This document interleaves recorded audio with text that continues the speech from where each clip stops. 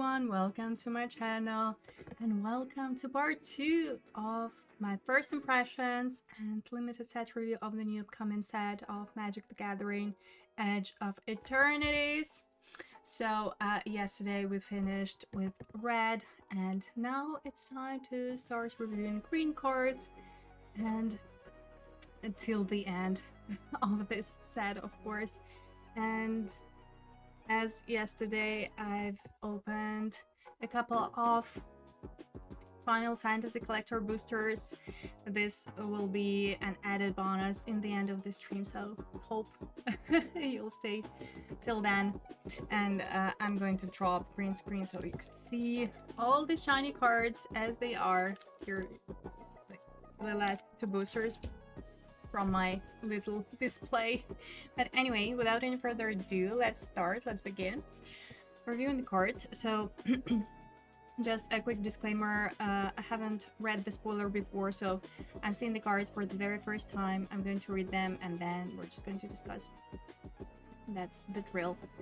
And the first green card is Atmospheric Greenhouse for 5 mana artifact spacecraft. When this spacecraft enters, put a +1/+1 counter on each creature you control. And if it has 8+ counters, it becomes a creature 5/4 with flying and trample. Honestly, this may be huge. Again, I feel like there is a certain deck building cost, and we've talked about it yesterday that almost every single card, it belongs to a certain archetype. So of course, this just screams Selesnya counters, and yeah, if you have like a go wide strategy, it would be just the perfect top end, I guess. Also, like flying trample is not nothing, of course. So yeah, but other than that, if you're in rule landfall, it's probably not a card for this archetype, so strictly for Selesnya. Just my first guess. Next up is Bioengineered Future. So for 3 mana, we have a rare. And as always with rares, I have to think and rate them differently because, you know, it's rare. You are not going to see this card very often, and the question always remains, would you first pick it? Anyway, what does it do? So for 3 mana, when it enters, create a lender token. The lender token, I think that it's going to be a big hit. So each creature you control enters with an additional +1/+1 counter on it for each land that entered the battlefield under your control this turn. Also, this is like a reverse landfall sort of a deal. Interesting. So you first make a land drop and then you cast creature and it enters with a +1/+1 counter on it. Which actually is better, right? So what do we think? Is it a first pick? Honestly, it's pretty easy. I think I would. If it was like pick one, I think I would. So for 3 mana, like what do we get at the same time? We get this lender token. It can be used later, so you know, not a super powerful rare, not a bomby bomb, of course, it's not even a bomb. But this effect may be something also, especially if you're building this +1/+1 deck. Yeah, and just in general, I guess if there is nothing better, I would first pick it, but it is certainly an underwhelming rare. That's where I stand, I guess. Next up, Biosynthetic Burst for 2 mana. Instant. Sorry, I'm just checking something. Yeah. So Biosynthetic Burst for 2 mana instant with a +1/+1 counter on target creature you control. It gains reach, trample, and indestructible until end of turn and tap it. So a combat trick. I guess it's fine, but it's a combat trick. You probably shouldn't pick it very highly. You can pick it up probably very low, very late. So yeah, I guess it's playable if you really need it. Just curious how all of the combat situation is going to be actually with this set, because you have to tap your creatures for spacecrafts and whatnot. So I'm curious about combat in general in this set, because in some sets combat tricks are very important, and some sets not so much. Hello there, how are you? Alright, moving on. Blooming Stinger for 2 mana, creature 2/2 with Death Touch. When this creature enters, another target creature control gains Death Touch until end of turn. I mean, it's okay. It's just your 2-drop with Death Touch, and like the second ability makes it a little bit better if you draw it mid to late game, I guess. But yeah, like, not really exciting. It's okay. Can't sleep. Oh, I'm so sorry, but glad you're here. Next up, Broodguard Elite. So for X and double green, we have a creature 0/0. This creature enters with X +1/+1 counters on it. When it leaves the battlefield, put its counters on target creature control, and it has Warp X and 1 green. So amazing. I'm super excited about this new mechanic, Warp. Yeah, I think it's great. Again, especially if you're building this +1/+1 counter deck. But to be fair, this would be useful in any green aggro, I think. Yeah, it's good. Next up, Close Encounter. For 2 mana instant, as an additional cost to cast the spell, choose a creature you control or a warped creature card you own in exile. Close Encounter deals damage equal to the power of the chosen creature or card to target creature. Okay, so I mean, it's a bite, but with a twist. Just it's a very specific bite to this set, of course, because it works with warp, which is actually great. It makes it even better. I like it. So the chances of fizzling it out, they reduce because you can target a creature in exile. I mean, you may choose a creature in exile, so yeah, that's nice. Next up, Diplomatic Relations. For 3 mana instant, target creature gets +1/+0 and gains Vigilance until end of turn. It deals damage equal to its power to target creature and opponent controls. Oh, by the way, it's instant, and it is instant. Amazing, honestly, like, great. Both cards are perfect removal spells in green, even though this one is 3 mana. I guess it's still good. I'm not sure about like vigilance part and how important it's gonna be, but I get like still. It is a bite that pumps a little bit, so sure. Good. Drix Fate Maker, 4 mana, creature 3/2. When this creature enters, put a +1/+1 counter on target creature. And it has a static ability. Each creature you control with a +1/+1 counter on it has Trample. Also, it has Warp 2. Great. I feel like... Is it, like, this +1/+1 counters, is this archetype a little bit pushed? Or it's just happened so these cards on top are all putting +1/+1 counters on your creatures. Anyway, yeah, I guess. So, like, for 2 mana, you put in +1/+1 counter on a creature, and basically, like, giving trample for turns. You know, maybe something not for an early game, but for mid to late game, it may be very impactful. And then you just cast from exile. Great. Good value, I guess. Especially in the specific archetype. Next up, Edge Rover. For 1 mana, we have Artifact Creature 2/2 with Reach. When it dies, each player creates a Lender token. Ooh. So this looks very aggressive. So for 1 mana, we have a 2/2 creature with Reach. I know that there is like a slight drawback that your opponent also gets the Slender token, but I guess it's fine. So, hold on, I want to come back to our archetypes real quick. So, here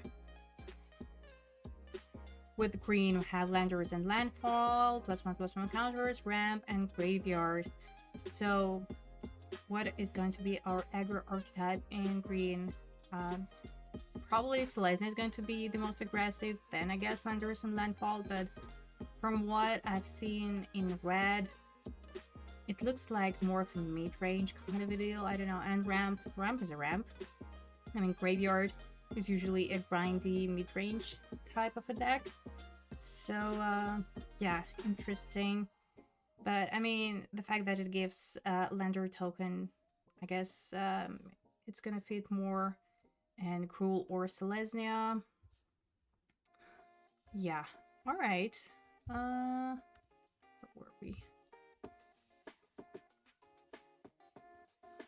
Can I put myself back here? Alright. Yeah, looks very aggressive. Next, Umedian Terrabotanist for 2 mana. Creature 2/3 with landfall. Whenever land you control enters, you gain 1 life. Okay, so the payoff is maybe not that important, not like very impactful, but still, you know, not nothing can win you damage race. I love it. I love this 2-drop, like the stats 2/3, like everything about it, so good. What? Every single card in green is strong, no? Use social engineering for 5 mana. We have enchantment with landfall. So for landfall, we create a 2/2 colorless robot artifact creature token, and it has warp too.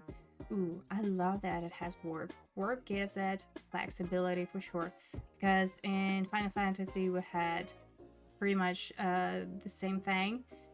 This Chocobo Racing, or what was it called?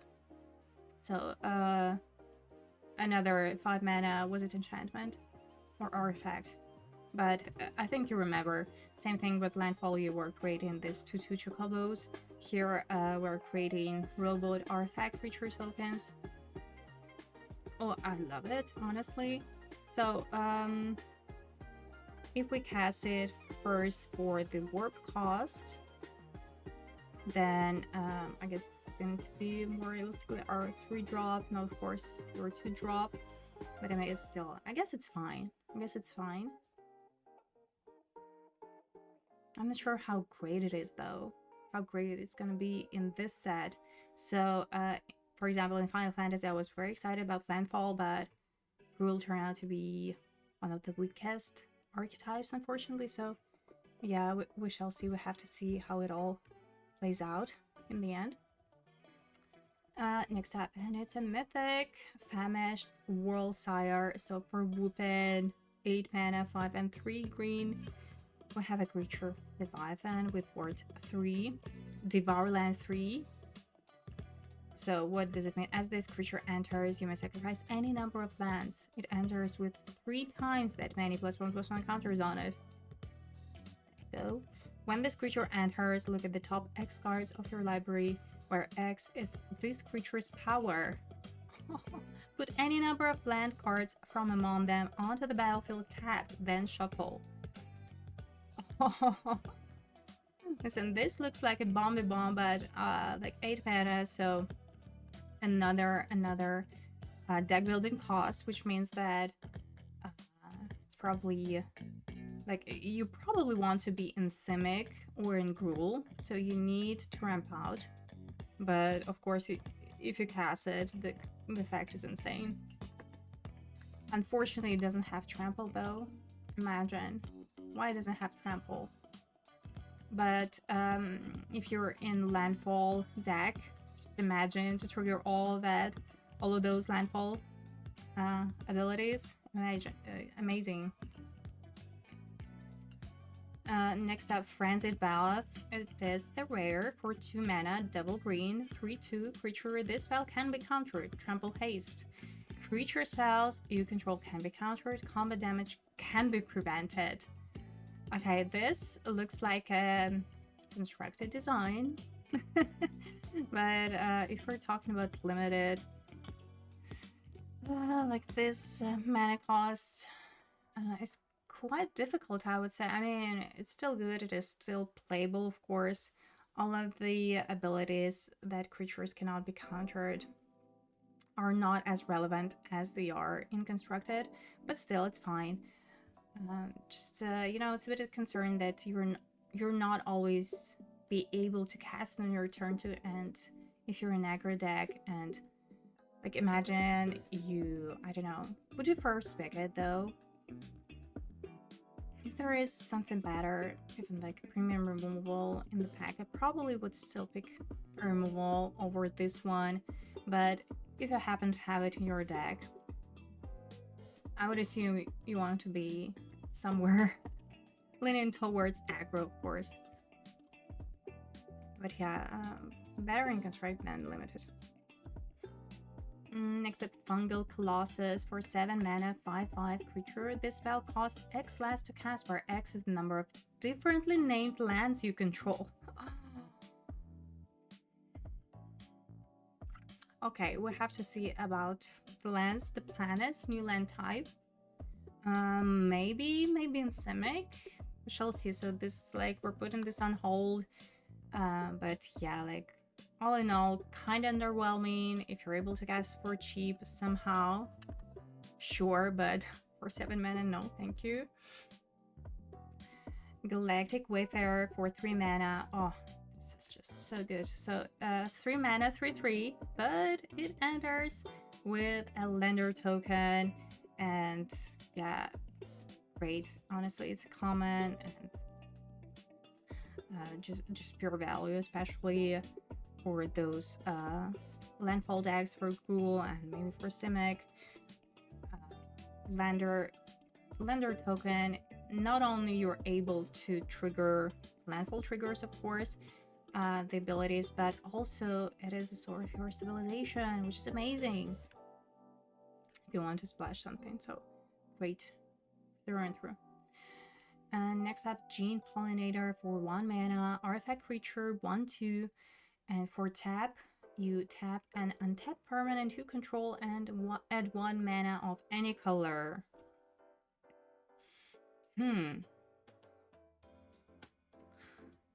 So this is a sort of Sentinel. Do we remember this card? But you may tap any permanent, not necessarily creature, which makes it better. And Sentinel was good in Limited too. So yeah, sure. I mean, I would play it 100%. Next on Germinating Worm for 5 mana, a creature 5/5. When it enters, you gain 2 life. It has Warp 2. Amazing. I love it. I love the design of this card. It's common. It's so good. This is like, I don't know how relevant this warp cost, but I guess still okay. Like 5 mana, 5/5 is reasonable. Life gain is reasonable. Everything about it just makes a very solid common in green. Also, I'm still thinking about this hidden life gain archetype, but we haven't seen like very good payoffs for this, except for that rare in white. I don't remember the name, sorry. Next up, Glacier Godmaw for 7 mana, 6/6 trample, another Leviathan. When this creature enters, create a lender token, and it has landfall. So for landfall, what do we get? Creatures you control get +1/+1 and gain vigilance and haste until end of turn. Oh wow. And it's uncommon.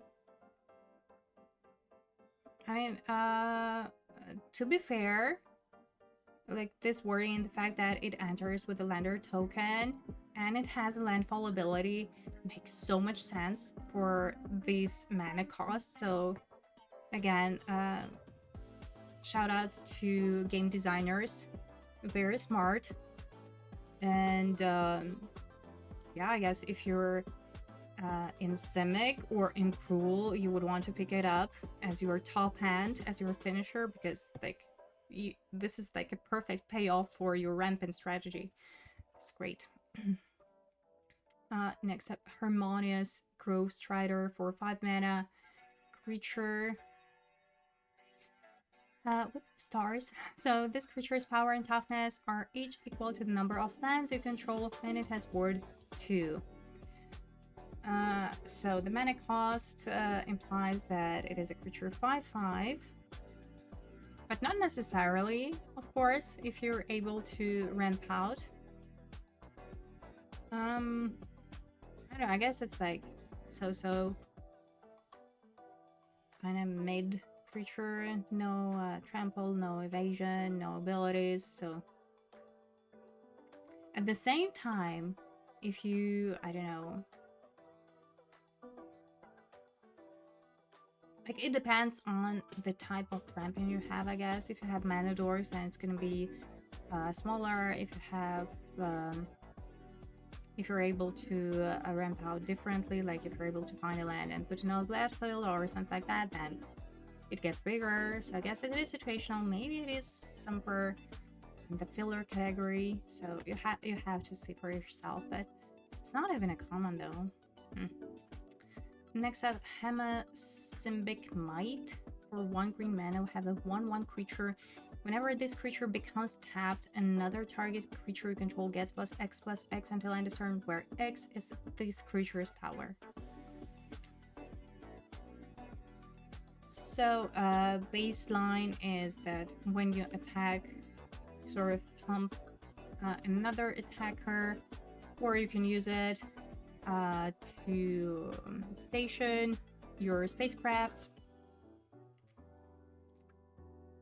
I guess it's okay, you know, maybe for Selesnya it is better because, like, right now in my mind, Selesnya is the most aggro archetype with green.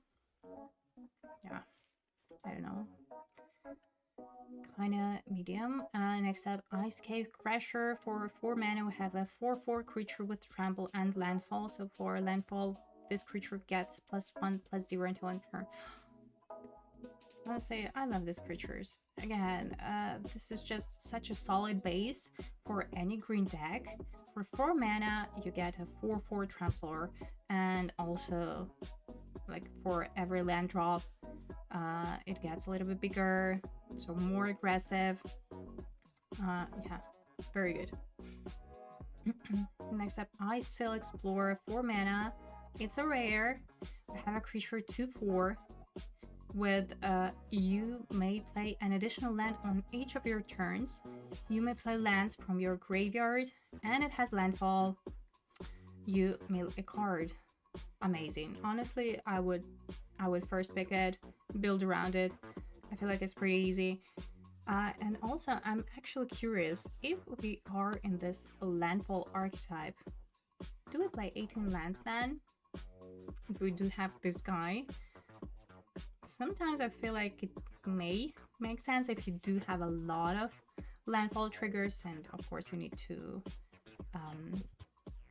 trigger them. You need to make these land drops to activate those abilities. So yeah, curious about that, about this archetype.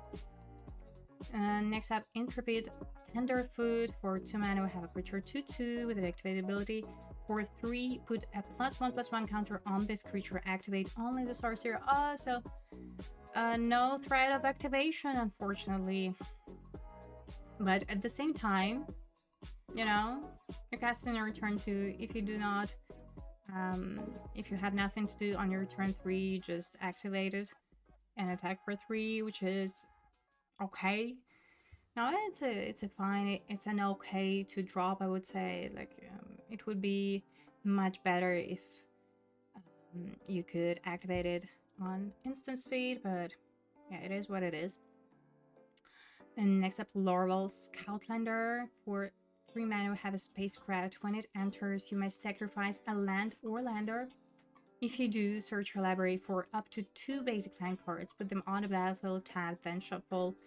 And if it has 7 or more counters, it becomes a creature 3/3 with flying. Listen, this is exactly what you need if you're in this landfall archetype. It's amazing. So here it is. Here's your activation trigger. So this is your enabler. Amazing. I love it. And even if you are not And this landfall archetype, I guess, is still good. It helps you stabilize, and if you do happen to have a lander, of course it is better in a way, because you eventually get more lands faster. But yeah, I like it a lot. Next up, Lash Whip Predator. So for 6 mana, Land Beast. 5/7. This spell costs 2 less to cast if your opponents control 3 or more creatures, and it has reach. So we might actually cast it for just 4 mana, which is kind of insane for 4 mana. Ideally, a creature of 5/7 with reach, but even for 6 mana, I guess it is reasonable. I like this condition. I guess it's not a very high pick, but it is certainly playable. And I guess against certain decks, against those go wide strategies, this is insane. I like it. Next up, it's a rare Loading Zone. For 4 mana, we have enchantment. If 1 or more counters would be put on a creature, spacecraft, or planet you control, twice that many of each of those kinds of counters are put on it instead, and it has warp. One green. Honestly, I do not believe in this card in limited. Just I don't know, warp cost again makes it more flexible, but at the same time, I don't know, it is so specific. I certainly would not first pick it. Because like if we just remember the previous sets, the cards like this almost never work, or it is extremely hard to put it together. The sort of build arounds. I don't know how it is going to play out in this particular set, because it seems like it's going to be a very synergy based limited set, but still yeah, I don't know, believe in this card. I'm very skeptical about it. Next up, Melstrider Eulogist. For 3 mana, we have a creature 3/3. Quite a lot of 3/3s for 3, no? So whenever a creature you control with a +1/+1 counter on it dies, draw a card. Ooh, listen, this may be huge in this +1/+1 archetype. If you do have a lot of creatures in particular. I'm thinking Selesnya, honestly, like, yeah. But again, it is a sort of a build around. Otherwise, just a 3/3/4/3, right? But to be fair, there are a lot of cards and spells and abilities that put +1/+1 counter. So I guess it's not so hard to put together this archetype. Just a matter of how powerful it's gonna be. But yeah, sure. This archetype, why not? Next up is Melstrider's Gear. For 1 mana, we have artifact equipment. When it enters, attach it to target creature you control. Equipped creature gets +2/+1 and has reach. And equip cost is 5. I'm not a fan of cards like this, to be honest. I know it's a cheap artifact, but I feel like that in those archetypes, or at least in the archetypes that are established by wizards, like artifacts do not matter so much in green as they do, for example, in Ragdas, as they do in Izet, in Dimir. So like, I could justify being it like a cheap artifact if it mattered, but I think it does not. Anyway, next up, Melstrider's Resolve. For 1 mana, we have enchantment aura. Enchant creature you control. When this aura enters, enchanted creature fights up to 1 target creature an opponent's controls. I'm sorry. Enchanted creature gets +0/+2 and can be blocked by more than one creature. Oh, this is a nice fight spell, no? But again, you have to pick your moment with cards like this. You have to pick your moment, but I like the ability, the static ability of it. Yeah, nice. Off. Good. Sorry.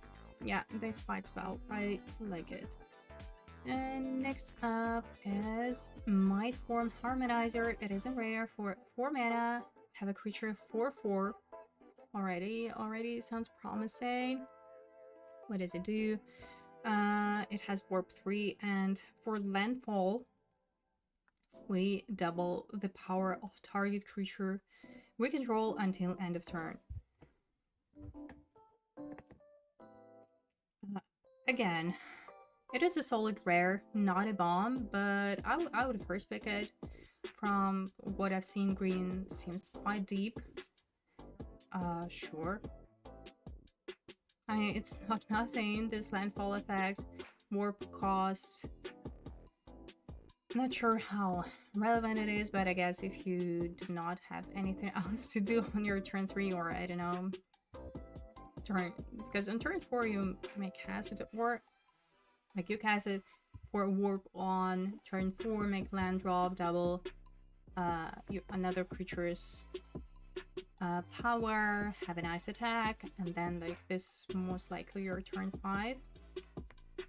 And that's not really your 4-drop. I would say if you want to benefit from the landfall trigger, right? Yeah. Oh, it's a mythic Ouroboros. 4 mana creature 1/3.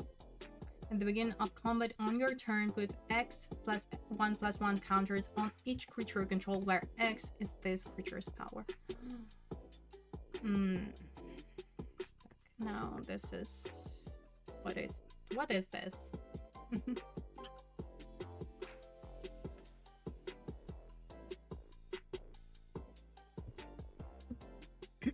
So, let's imagine. Pick one.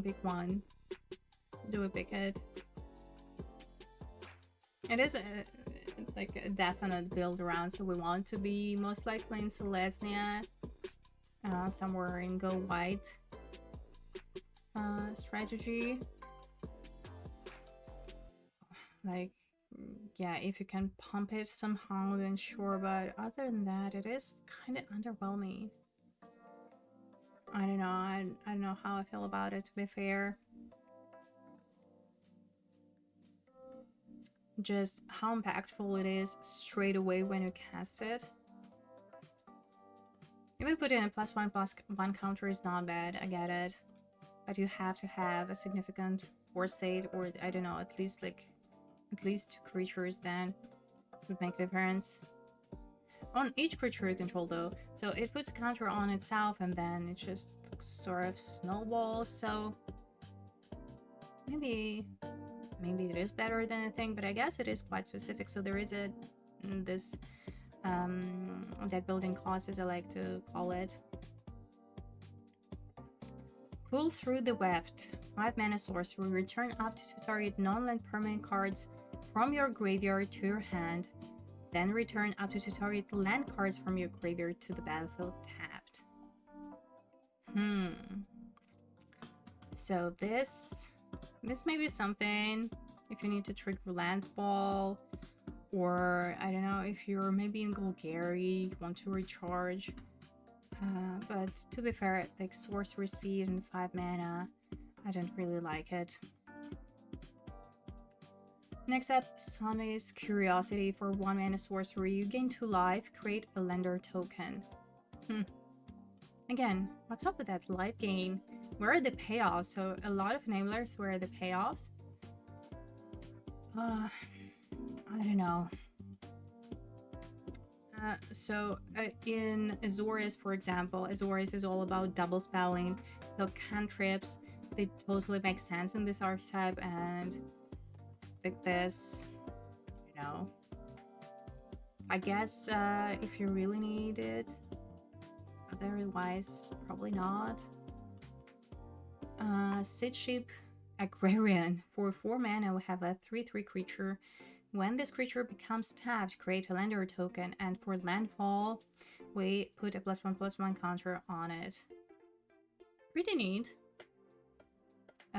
So of course we can use it to station spacecrafts and like benefit from the ability, so not necessarily it has to go to combat. For 4 mana for 3, it may seem weak, but like if you have synergy, landfall, if you do have this spacecraft, I guess it's fine. And probably you would play spacecrafts anyway.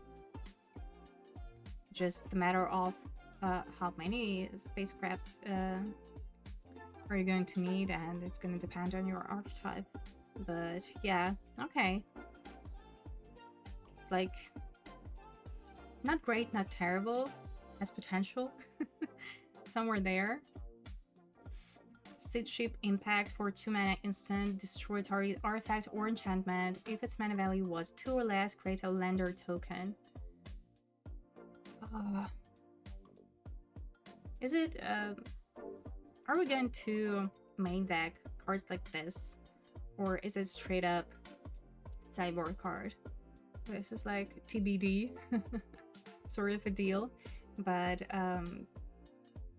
if we just look at it as is, it is a straight up sideboard card.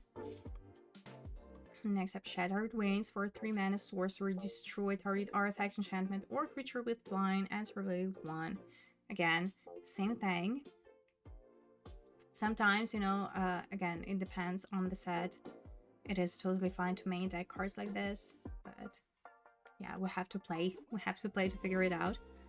Next up, Sky Stinger for 3 mana. We have a creature 3/3 with reach.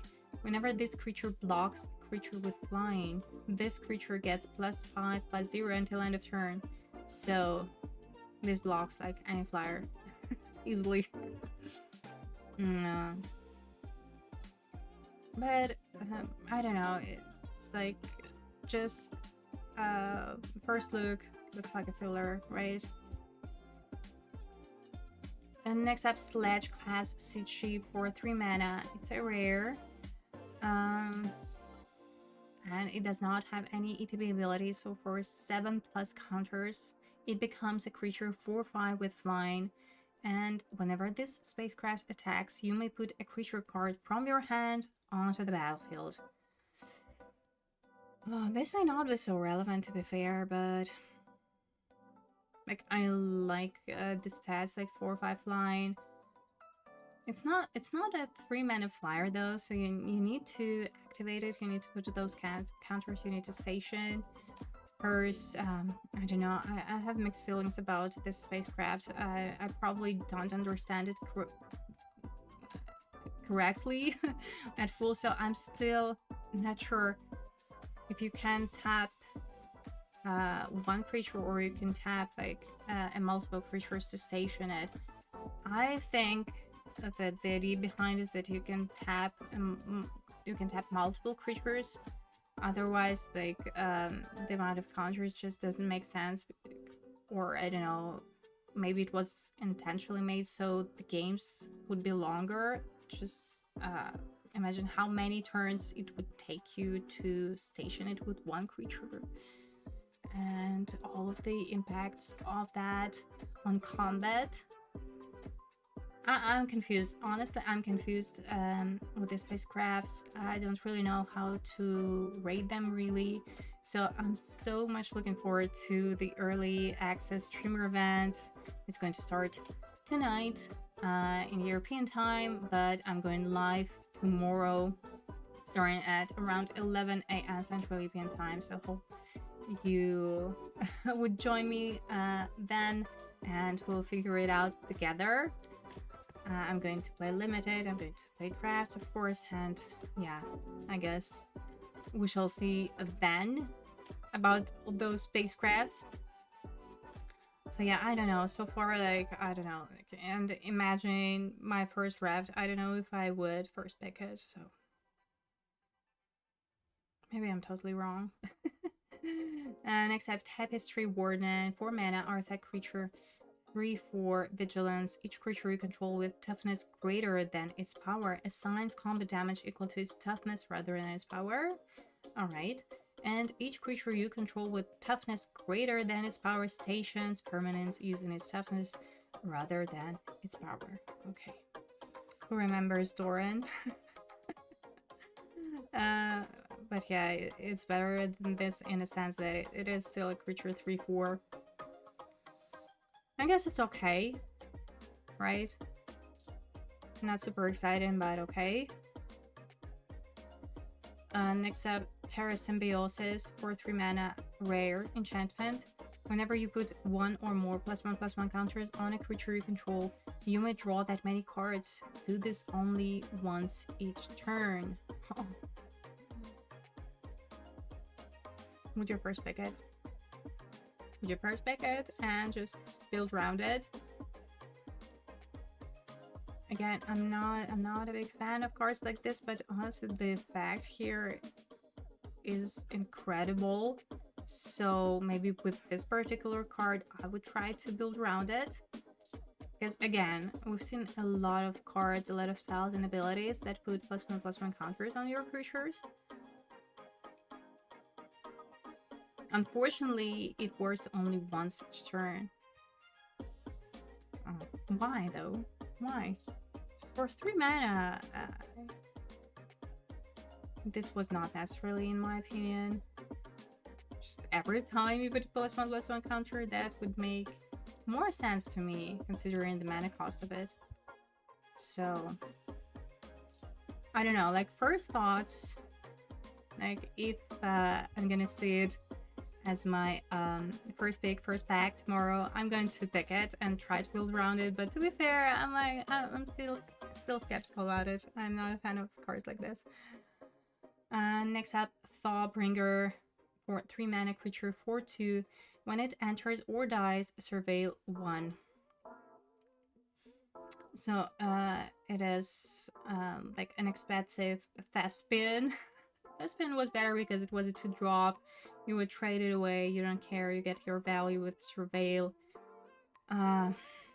But this one, like, I don't like creatures that cost 3 mana and have toughness 2 because they trade with 2 drops. Just not optimal. So I probably would pass. At the same time, it may be useful to station your spacecraft, so I guess you have to see. Still playable. Alright, and this is it with green. So we move on to gold cards, to multicolored. And the first card here is Space Sam Anomaly. 4 mana, 2/1 white and 1 blue. So in Azorius colors, it is sorcery and it is a rare. Target player mills cards equal to your life total. Oh, wow. Listen, in limited, this effect is very strong.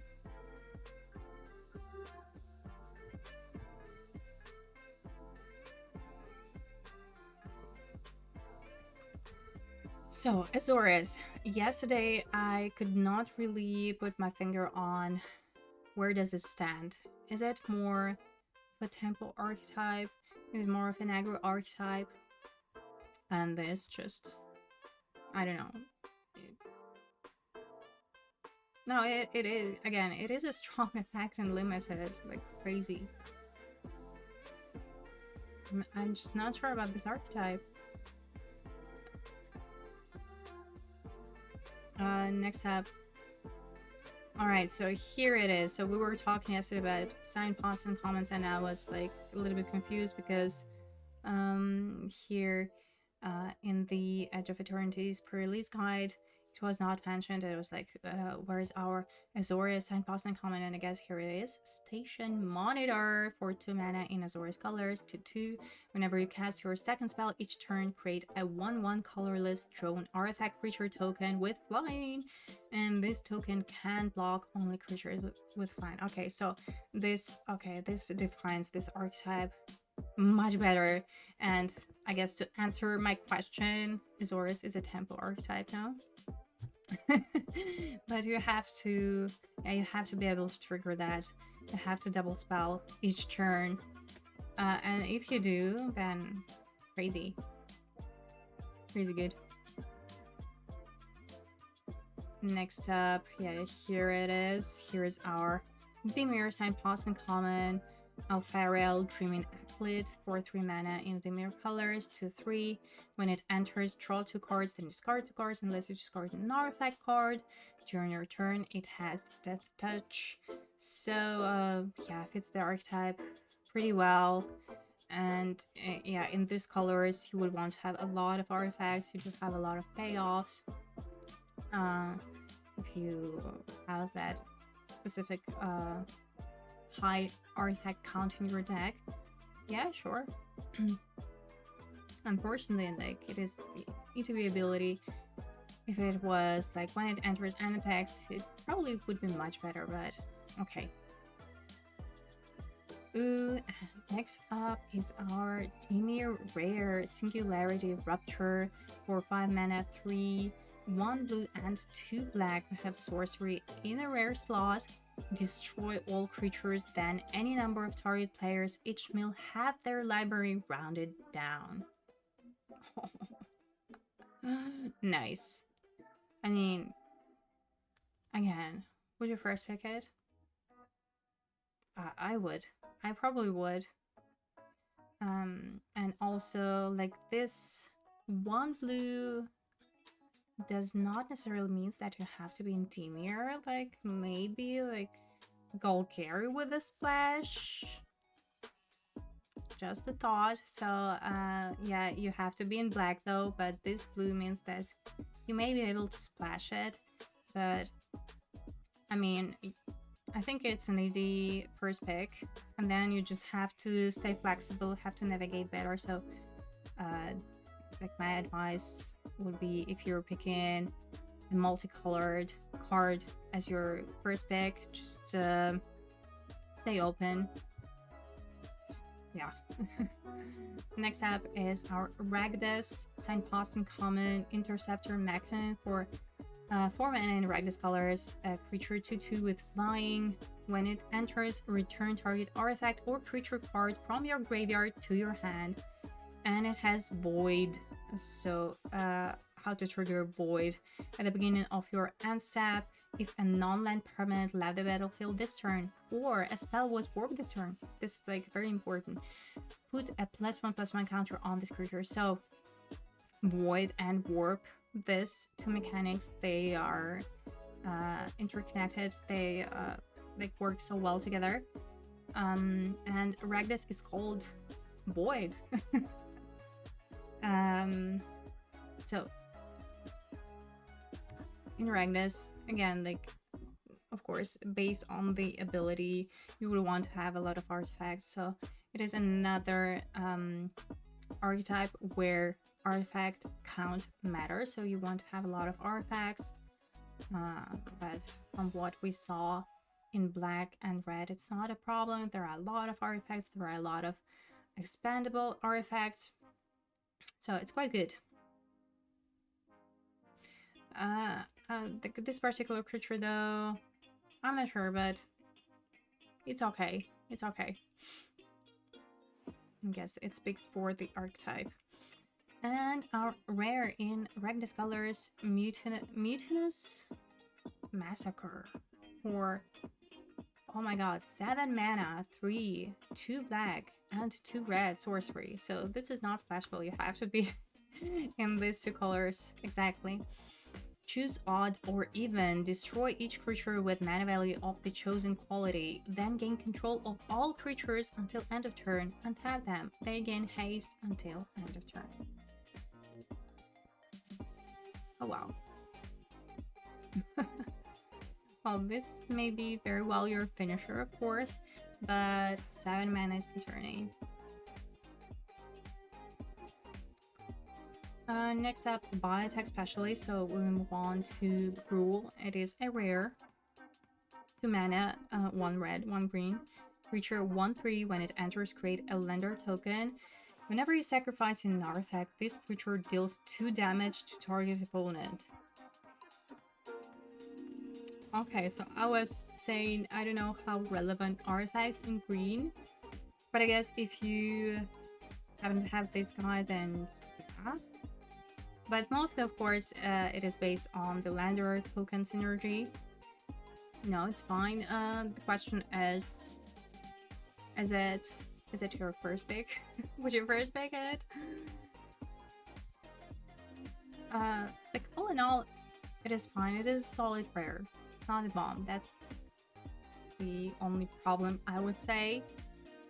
But other than that, sure, it is very solid. Next up, Tanuk, Memorial Ensign, and this is our sign pass in common in Gruul colors for 3 mana. 2/4, it has landfall, and for landfall, it deals 1 damage to each opponent. If this is the second time this ability has resolved this turn, draw a card. This is, again, I think I mentioned it yesterday, such a great, like, perfect payoff for your landfall triggers. Yeah, I like it a lot. But again, as with all of these and Boston commons, there is a deck building cost, so it's gonna be great only in this specific archetype. Moving on, Daedrine Synthesis Amalgam for X, 1 green, 1 white. It is a rare. 0/1 with trample. It enters with a number of +1/+1 counters on it equal to the amount of mana spent to cast it. Alright. So not necessarily like X, right, mana? But X +2 basically, which is nice. Whenever you attack, you may remove a +1/+1 counter from each of 2 creatures you control. If you do, draw a card and create a 2/2 colorless robot artifact creature token. Nice. Pretty neat. Honestly, I love that it has trample. I love like the wording of it. I like the design. And again, from what I've seen, this +1/+1 counter archetype is quite easy to put together. The question is just how powerful it's gonna be, how contested these colors are gonna be, and this particular archetype. But yeah, I would first pick it, sure. This is our Silesnia Signpost in common, Halia Ascendant Cadet. For 5 mana, 2/1 green, 2 white. We have a creature 3/3. When it enters or attacks, put a +1/+1 counter on target creature control. So you may put a counter on Halia as well. And whenever 1 or more creatures you control with +1/+1 counters on them deal combat damage to a player, draw a card. Again, quite specific to the archetype, but yeah, like the ability is pretty strong, especially if you're able to draw a card. Like this can just go wild combined with this one, but this is of course a rare. This is uncommon. Yeah, if you're in this archetype, for sure you need this card. The mana value is a little bit concerning, but I guess it makes sense, and maybe again hints us on the speed of the format. Maybe it's not gonna be so fast, so but shall see. Moving on to Orzhov, and first card is Sur Bondem Sunstar Exemplar for 2 mana, 1 white, 1 black. We have a rare creature 2/2 with Vigilance and Menace. Whenever another creature you control dies or is put into exile, so thinking about those 4 cards, put a +1/+1 counter on Sir Bondem and you gain 1 life. When Sir Bondem dies or is put into exile while its power is 4 or greater, destroy up to 1 target non-land permanent. Okay, I can see. So like these 2 abilities, they are connected, of course. Vigilance, Menace. You need to be able to trigger it though, right? So Orzhov is called Go Wide actually, but I guess it is it may combine this sacrifice element as well. So this Ragdus, not Ragdus, but Mardu color combination. They're somewhere in the sacrifice realm, I would say. You can build something in these colors based on the sacrifice payoffs. Yeah. I don't know how strong, how easy it's gonna be. That's like, again, TBD. And here is our Orzhov, Signpost in common, Servandum, Lucent. So for 5 mana, 2 1 white and 2 black, we have a creature 4/4 Death Touch lifelink.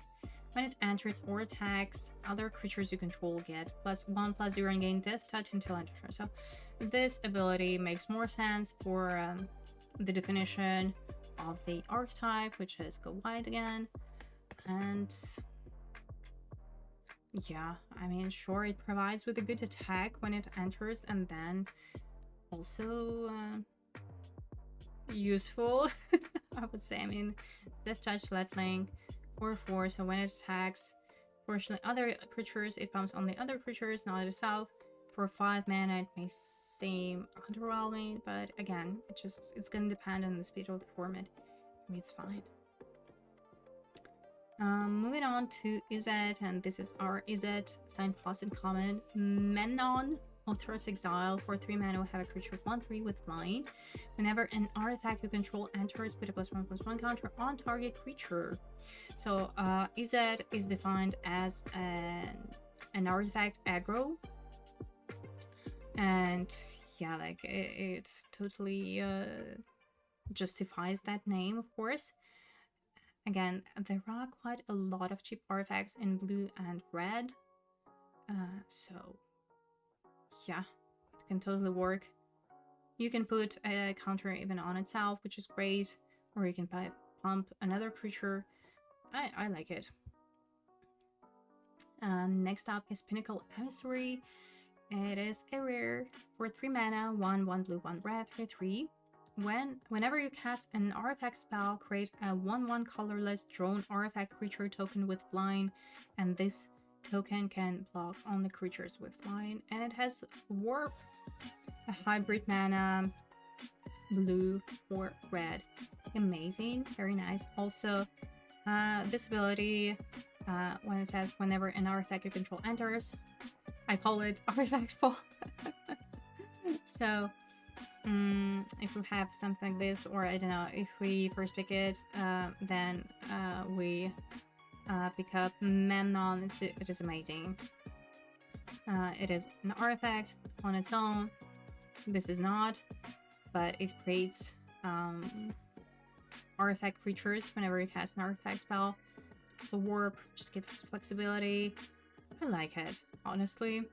Very nice. I would first pick it and definitely build around it, because there are just so many artifacts. Anyway, next up is Cosmogoyf. Let's go Gary. So for 1 black, 1 green, have a Lurgoyf creature. This creature's power is equal to the number of cards you own in exile, and its toughness is equal to that number +1. So again, you want to maximize those warp cards. This is interesting. I don't know how it's gonna play out though. Would you first pick it? Cosmogoyf?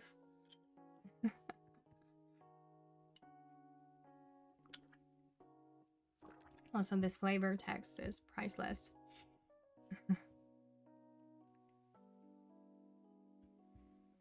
I don't know. The thing is, it's great to cast a creature for its warp cost, but then eventually you would want to cast it, right? From exile. And here it states specifically that this creature's power is equal to the number of cards you own in exile. So I don't know. I love Lurgoyfs, but I'm not sure about Cosmogoyf. Next up, Seed Sheep Brood Tender for 2 mana. And this is signed passing comment, by the way. 1 black, 1 green, a creature 2/3. When it enters, mill 3 cards. It has an activated ability for 5. Sacrifice this creature. Return target creature or spacecraft card from your graveyard to the battlefield. Activate only as a sorcery. So basically, it is like your great 2-drop, perfect stats, great ETB ability for the archetype, and it's a reanimator in 1. Amazing. I love it. Okay, we move on to Boros. Oh, I've seen this card on Twitter and it just, yeah, made me smile. The Gastronaut, just a lobster citizen, like, can't be any better. So Raghost, Gastronaut for 2 mana, 1 a red and 1 white, 2/2 creature. Artifacts you control are foods in addition to their other types, and have, of course, an ability for 2 mana and tap. Sacrifice this artifact, you gain 3 life. But also, it has an activated ability for 1 and tap. Sacrifice a food. Raghost deals 3 damage to each opponent. At the beginning of each end step, if you gained life this turn, untap Raghost.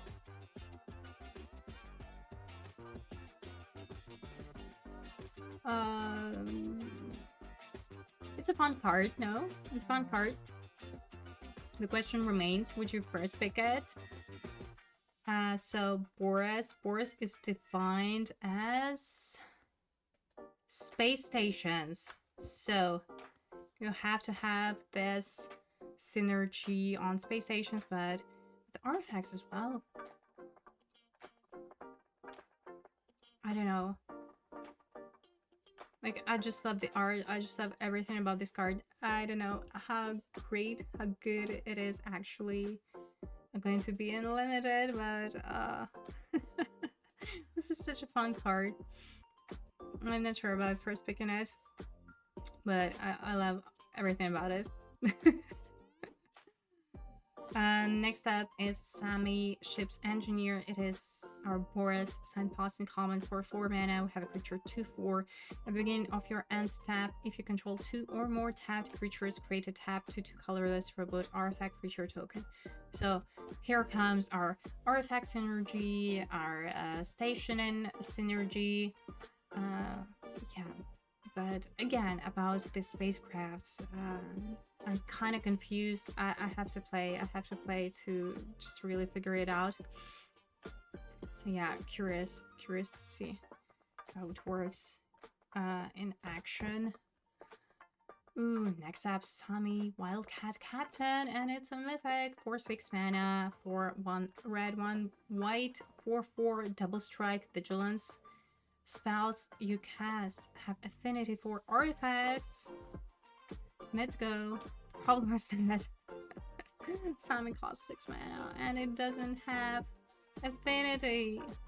So first, like, in this colors, 6 mana is a lot, I think, because Boros historically is an aggro archetype, and yeah.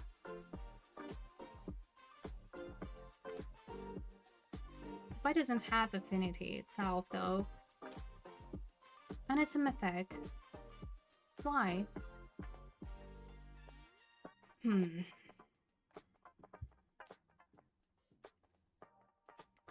This cost honestly is just totally not, it's not justified for this archetype. Like, it just ruins this card, no?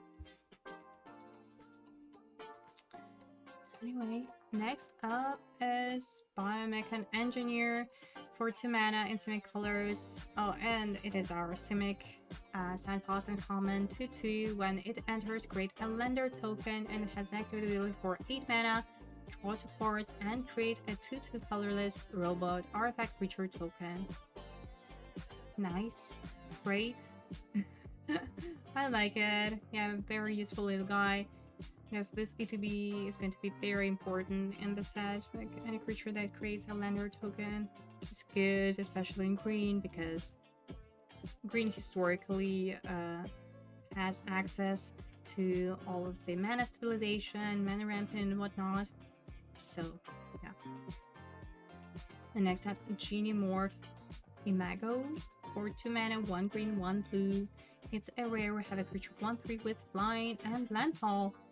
So for landfall, target creature has base power and toughness 3/3 until end of turn. If you control 6 or more lands, that creature has base power and toughness 6/6 until end of turn instead. Okay, speaking of rares, would you first pick it?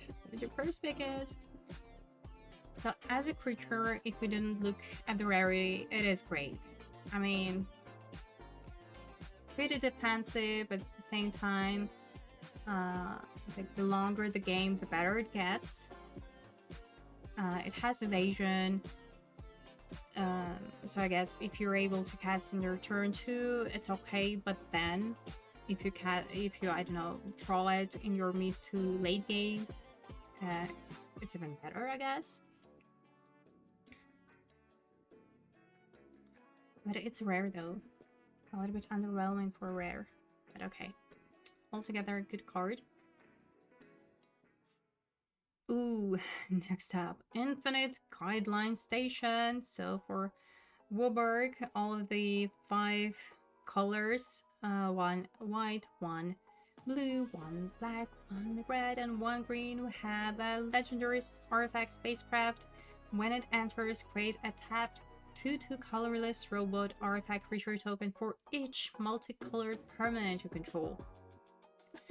And when it gets 12 or more counters, it becomes a creature 7/15 with flying.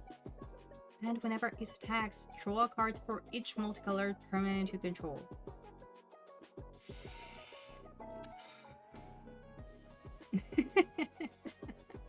What do we think about that? Like, there is always this spice element, right? How feasible it's gonna be. Is it? I don't know. It is a rare, you know? It is a rare. And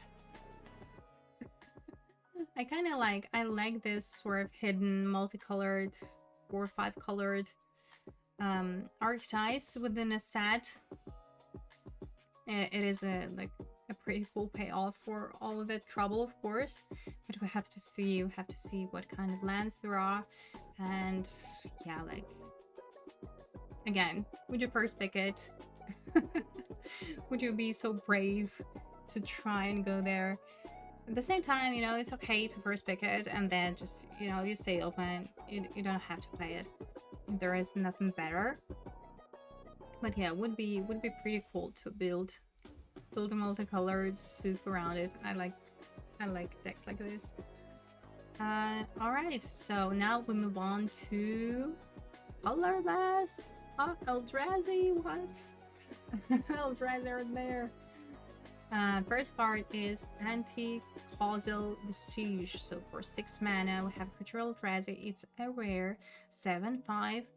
When it leaves the battlefield, draw a card. Then you may put a permanent card with mana value less than or equal to the number of lands you control from your hand onto the battlefield tapped. And it has Warp 4. Ooh, listen, this Warp makes a huge difference. Honestly, it makes it so much better.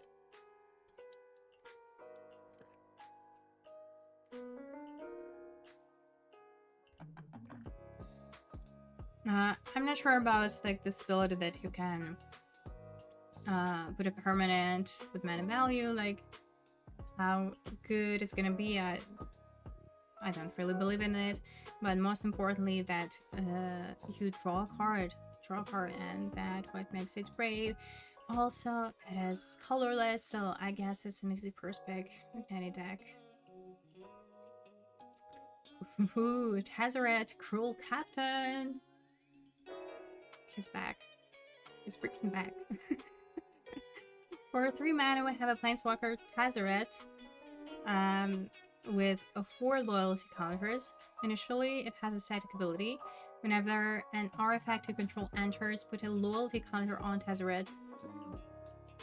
For 0, untap target artifact or creature. If it's an artifact creature, put a +1/+1 counter on it. For -3, search your library for an artifact card with mana value 1 or less, reveal it, put it into your hand, then shuffle. And for -7, you get an emblem with, at the beginning of combat on your turn, put 3+1/+1 counters on target artifact you control. If it's not a creature, it becomes a 0/0 robot artifact creature. Then it's a bomb, of course. It's a bomb. Like -3 ability is probably not going to be relevant and limited, but at the same time, why not? There are a lot of 1 mana artifacts, so yeah, it's an easy first pick, and then you just build around it, which is pretty easy. I'm thinking probably Izzet, and Izzet is gonna be the best. Izzet is gonna be the best fit for it, but also Ragnas maybe. No, this is great. Also, like, I'm pretty sure that it's gonna be played and constructed. No? What do I think? Next up, All Fates Scroll for 3 mana artifact. For tap, add 1 mana of any color. So, mana rock. For 7 mana and tap, sacrifice this artifact, draw X cards, where X is the number of differently named lands you control. What's up with that? We have to, I guess, see the lands first, but it is a mana rock, right? It is a mana rock. Next up, Bygone Colossus for 9 mana, artifact creature robot, giant, 9/9, warp 3.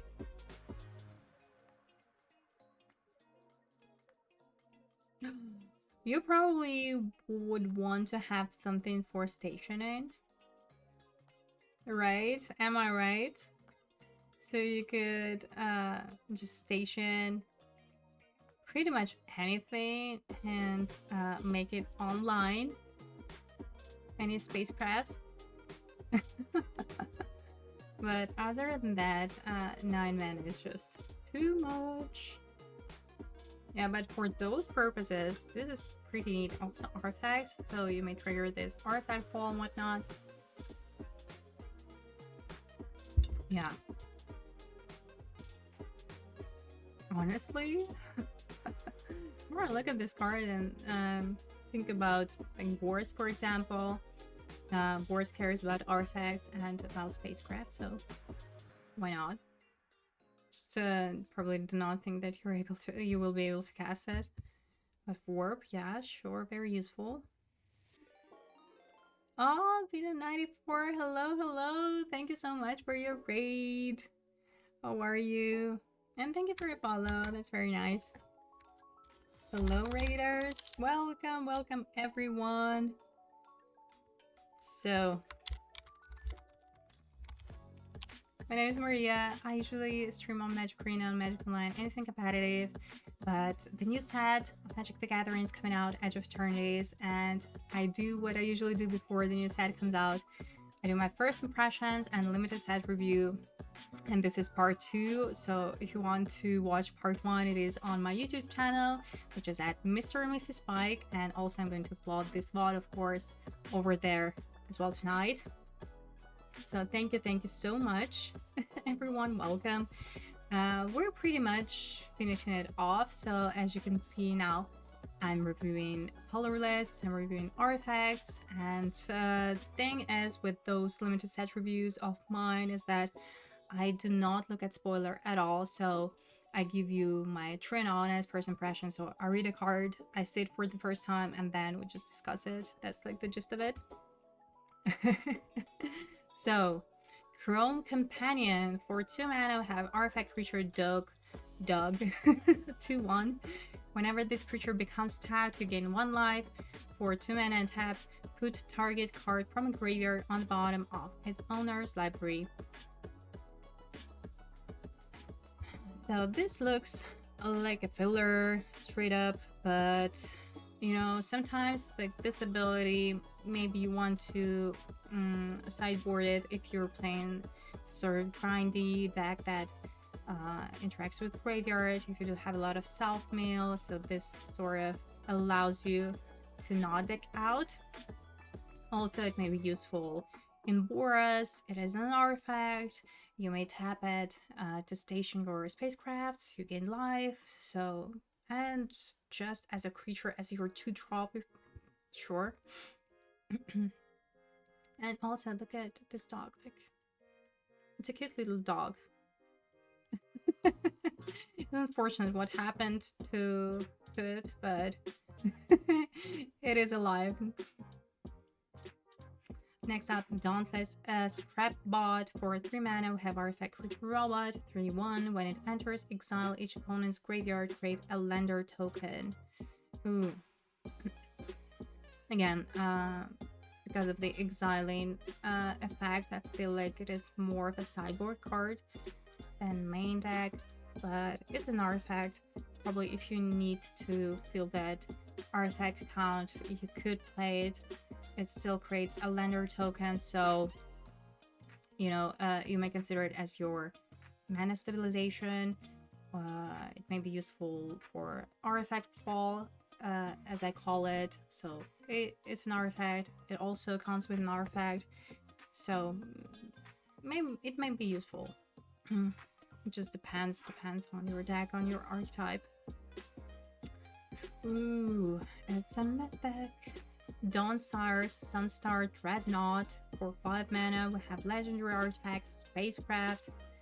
It doesn't have any ETBs, but it does have 10 or more station counters. Right? Those are call charge counters. Anyway, whenever you attack, Dawnsire deals 100 damage to up to 1 target creature or planeswalker. That's a lot of damage. And if it has 20 or more charge counters, it becomes a creature 20 with flying. And it also, I guess, so this ability stays as well. So this looks like a total overkill, and I'm here for it. It's crazy. Yeah, as I was saying about spacecraft, I'm kind of confused. Because here it clearly says tap another creature, which means that you can only tap one creature to station it, right? I'm still confused about it. More Edge of Eternities, but is the set actually good? Oh, you know what? We'll figure it out together. So far, it seems like a very synergy-based limited format. Also, tonight, I guess, I don't know, at 6 or 7 p.m. Central European Time, the early access on Magic Arena starts, but I'm going to stream tomorrow early, I don't know. Not early, but I'm going to stream tomorrow, not tonight, starting at around 11 a.m. Central European Time. So tune in. I'm going to play Premier Draft the whole time, and yeah, we shall see about that. We will figure it all out together. So yeah, I don't know. I don't know how to rate it. Would I first pick it? Probably I would, and then, you know, we shall see how it all works out. Next up, it is another mythic, the Dominion Bracelet for 2 mana, a legendary artifact equipment. Equipped creature gets +1/+1 and has, oh my god, an activated ability for 15 mana. Exile the Dominion Bracelet. You control target opponent during their next turn. This ability costs X less to activate, where X is this creature's power. Activate only as a sorcery. Equip cost is 1. Oh wow. What is this? I mean, it's a cheap artifact. It has a very cheap equip cost. Like, equipped creature gets +1/+1, which is okay, right? And then eventually you may just boom. I guess it's okay. I guess it's fine to first pick it if you do not have anything else going on, right? Like, the effect is pretty busted, of course. But to be fair, I would just see it as a 2 mana equipment that pumps your creature. It just gives +1/+1, honestly. Next up, another mythic, the Endstone for 7 mana, legendary artifact. Whenever you play a land or cast a spell, draw a card. At the beginning of your end step, your life total becomes half your starting life total rounded up. Oh, wow. So there is a cost. There is a cost, but wow.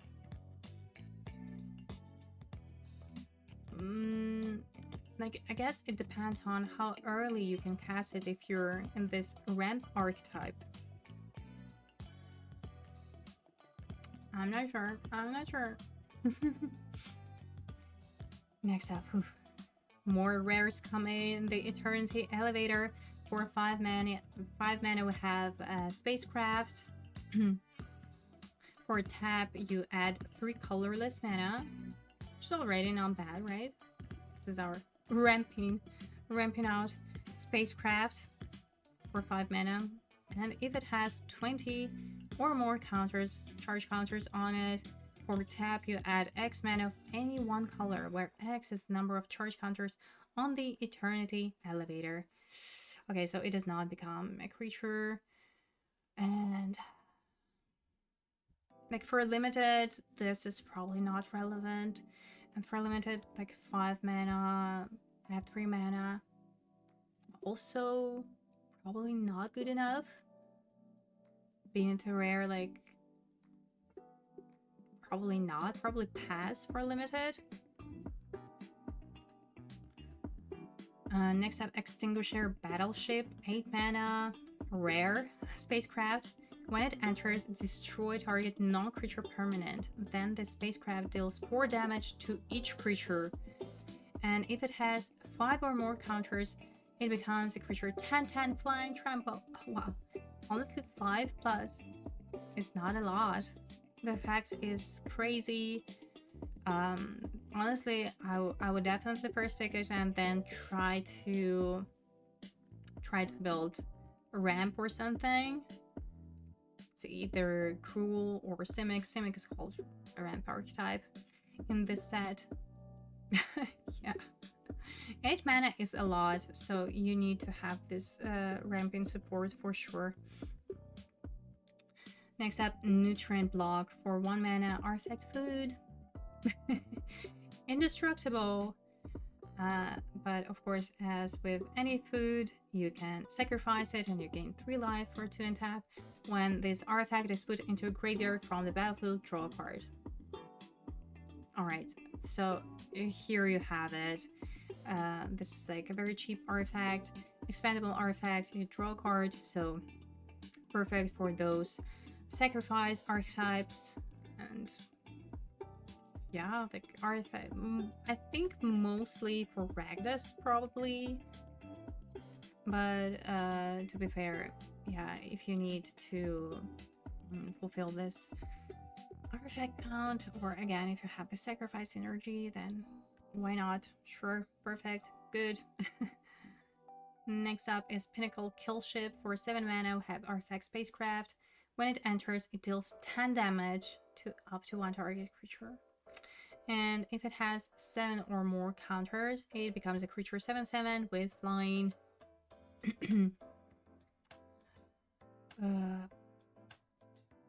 Probably not a very high pick at all, and only relevant in this ramp archetype, I would say, because again, 7 mana.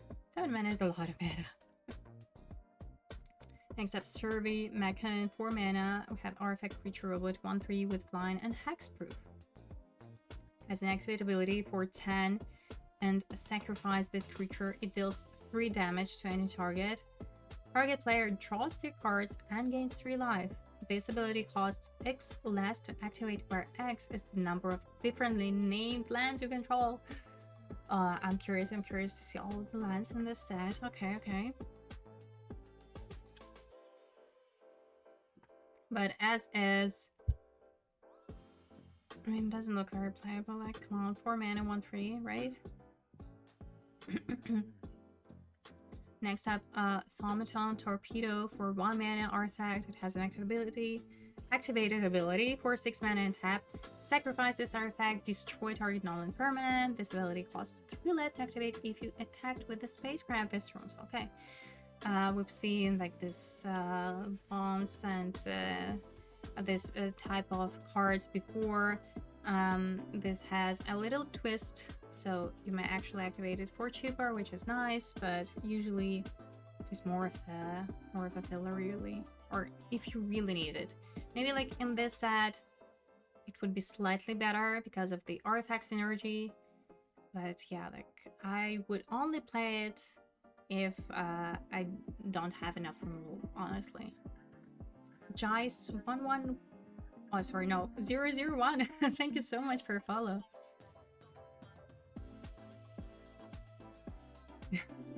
This set feels so out of place in the world of MTG. I don't know, it's space. I love it. Honestly, I like the setup. I like the world of this set, Edge of Eternities. Because to me, for example, Final Fantasy, it was completely out of touch. Because I have never played Final Fantasy, so I could not relate at all to those characters, to that art. You know, I guess it just all depends on your perspective. Still, I enjoyed Final Fantasy a lot, both for limited and constructed. I think it was just such a good set. But now, coming back to Edge of Eternities, next up is Thrumming Hive Pool. So for 6 mana, we have Artifact in a rare slot. Is it Sliver? Oh my god, Affinity for Slivers. What an ancient evil is this? Slivers you control have double strike and haste. At the beginning of your upkeep, create 2 1/1 colorless sliver creature tokens.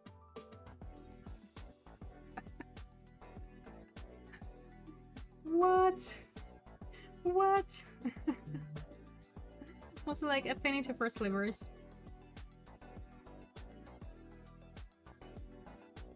And it works only on your next turn after you cast it.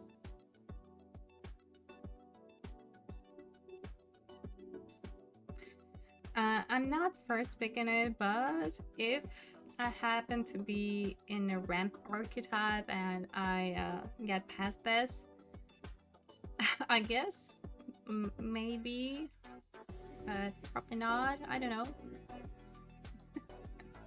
Next up, Virulent Silencer for 3 mana. Have Creature Robot Assassin. Oh my god, look at this art. So, 2/3. Whenever a non-token artifact creature you control deals combat damage to a player, that player gets 2 poison counters. That was unexpected. Alright.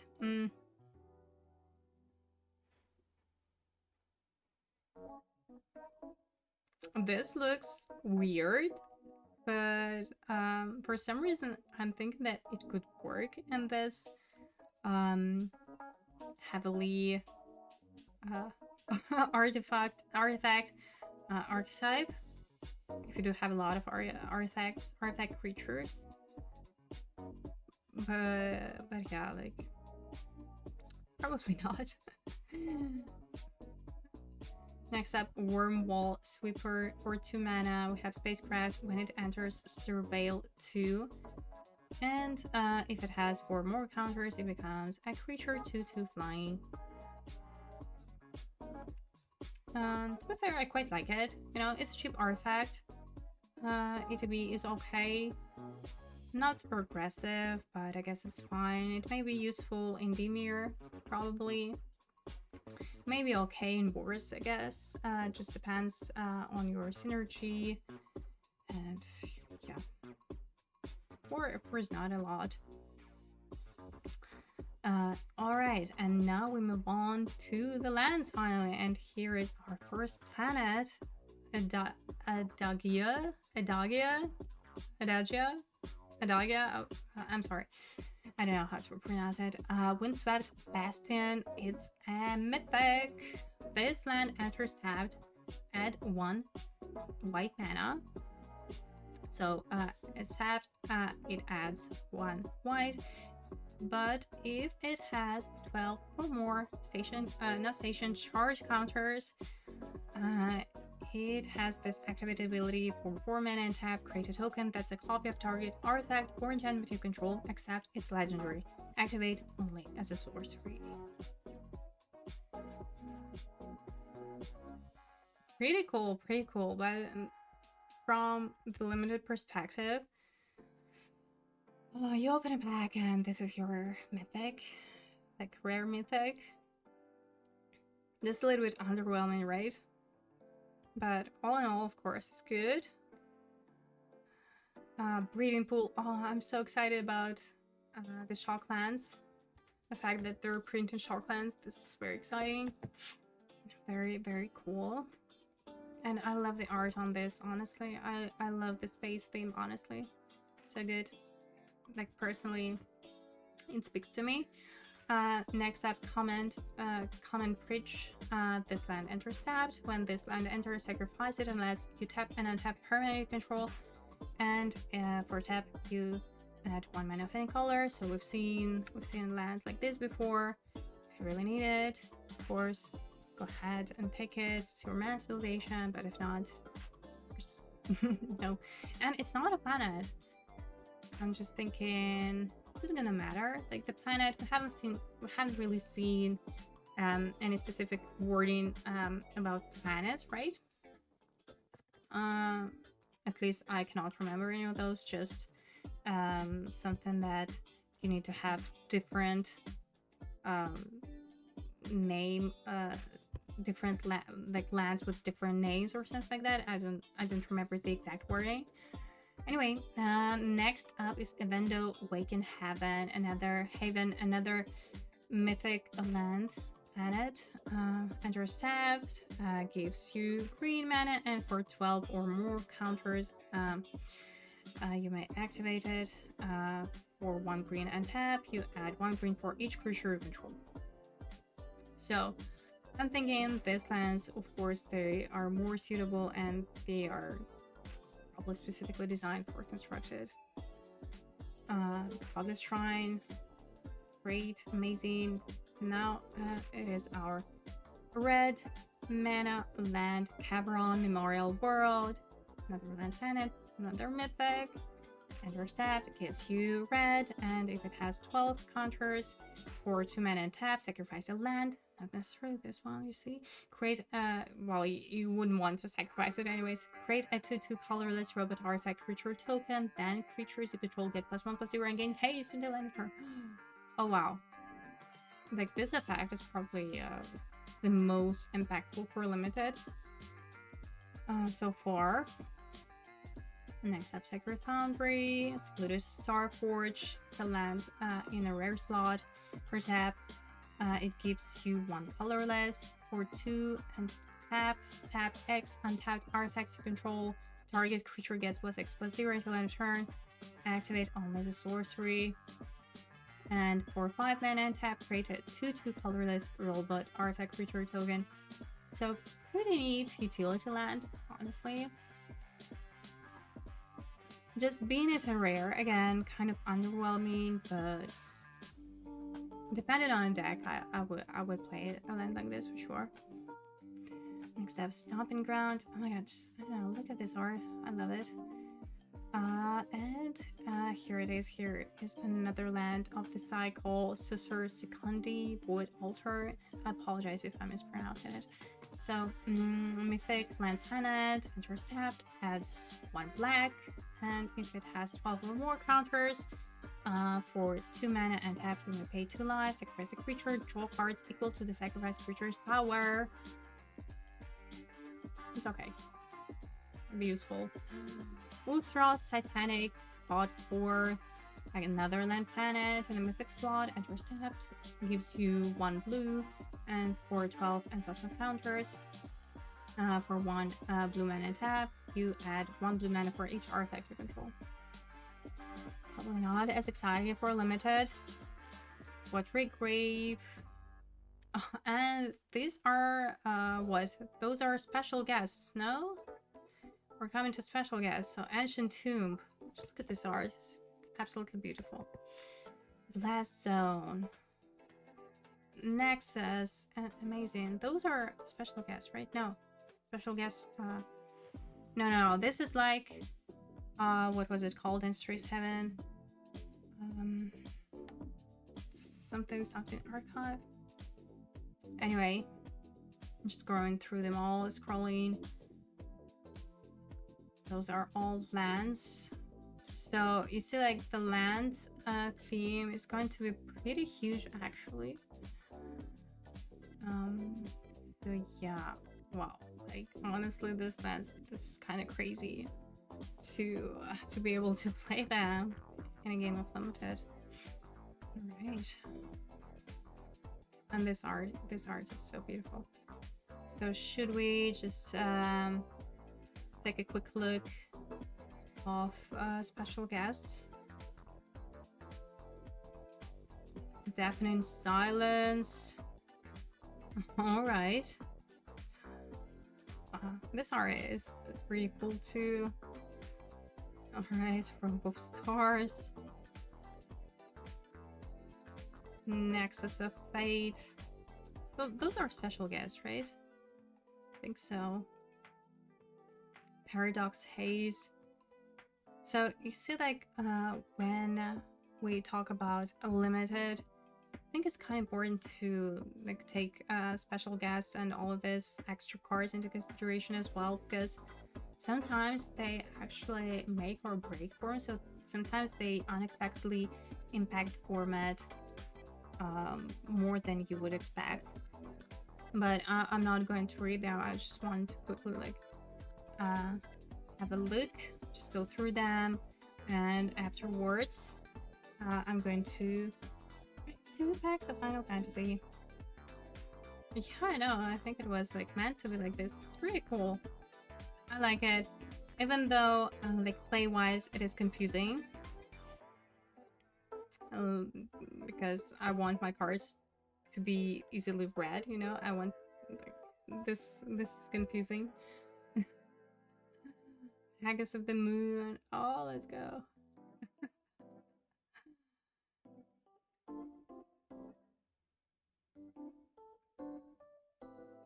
Whenever I found just look at that. You may put a land card. Alright, Crimson Stannis.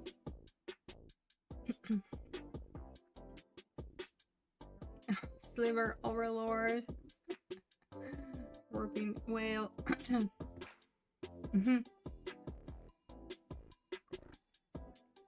Alright, and here are the commander. Alright, so this is it for the limited set review, and more so of my first impressions of the new upcoming set Edge of Eternities. Now, as promised, let's just crack those 2 Final Fantasy Collector boosters. I'm going to drop the green screen so you could actually see what's inside, because yesterday it was not so good. Alright, hold on.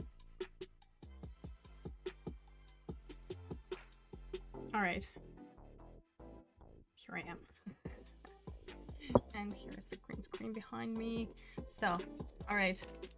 Here we have it. First booster. Oh, where are my scissors? I do not have them. I'm going to just... because I do have my scissors here. And I put them away, so I'm just going to crack it as a savage like this. Oh wow. Alright. So here is the token. Shiny. Let's start from behind. What is this? This is Hectize, right? Hectize. Okay. Next up, Balam Pterosaur. Right. All of the shiny foils. Land. What's this? What are you? Dark Knights Greatsword. Okay, so okay, for limited. Nothing more than that. Alright, what do we have here? Clash of the Icons. Right, this guy. Drag this one. Farland. Alright, now it's getting interesting. So this like alternate part of Ultimate Show, right? Still alternate, I think it is. Or not, or it's just like a full borderless art. Okay, next up. What is it? Zidane, Tantalus Thief. So I guess this is like an alternative art and it's a foil. Next up, it's Shiny Plains. Da da da. Oh my god, can you believe it that this is the third Wandering Minstrel I've opened?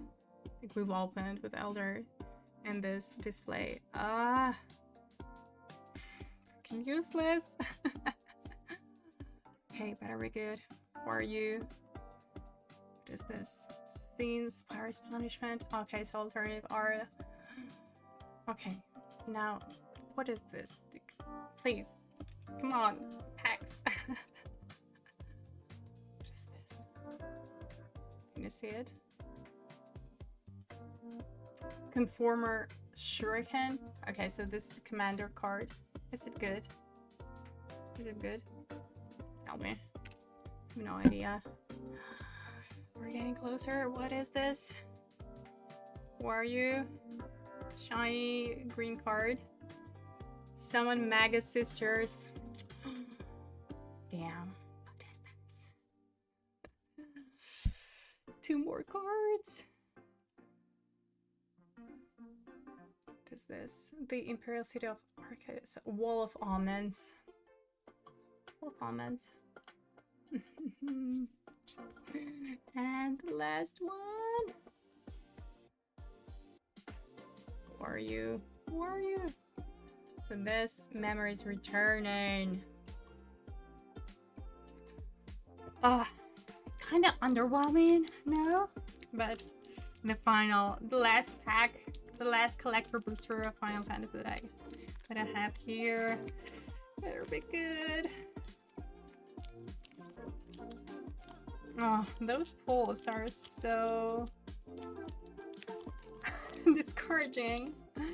Speaking of my luck, but to be fair, in this collector boosters display we've opened Sephiroth, so hopefully here in the final pack I also get something more valuable, more exciting than what we've seen so far. Okay, guys, this shiny little cactus plant. What is this? Retrieve the Esper. Alright. So here. Okay. Nothing exciting so far. Alright. Elixir. Shiny cards. It's like borderless.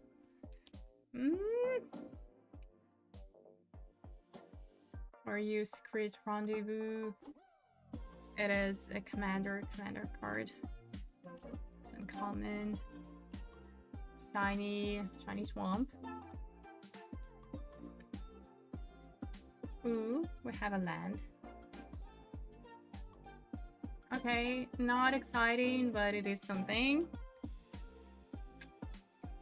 What's that? It is a commander card, isn't it? What is this? Sin, oh, no, yeah. Sin Unending Cataclysm. I have no idea. I have no idea how valuable it is, but it's a commander card. What is this? Ultimate Magic Meteor. Another commander card. Who are you? Vincent Valentine.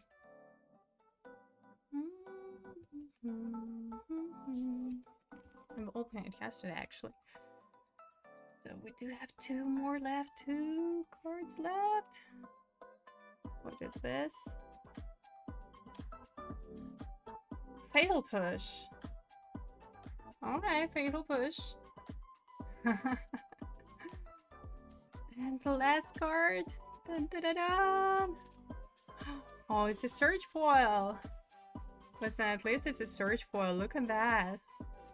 Look how freaking shiny and beautiful it is. Oh.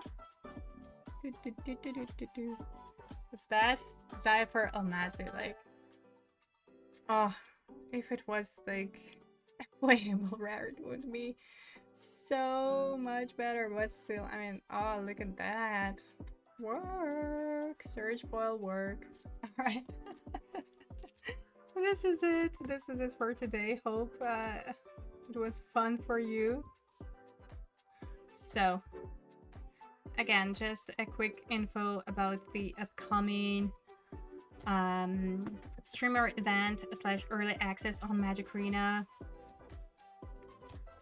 I'm going to stream tomorrow, so on Thursday at 11 a.m. Central European Time. I'm going to play Premier Drafts sealed, so I'm going to play limited. Hopefully you would join me then. Hope to see you then. And yeah, thank you all so much for watching. I'm going to upload this VOD on my YouTube channel, which is at Mr. Mrs. Spike. You can also follow all of my content related updates on X/Twitter at @cbgirl_. And yeah, let's raid somebody.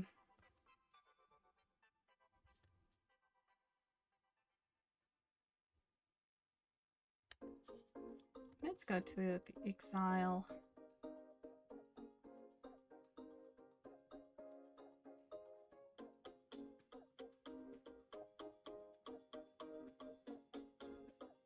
All right, see you. Bye bye.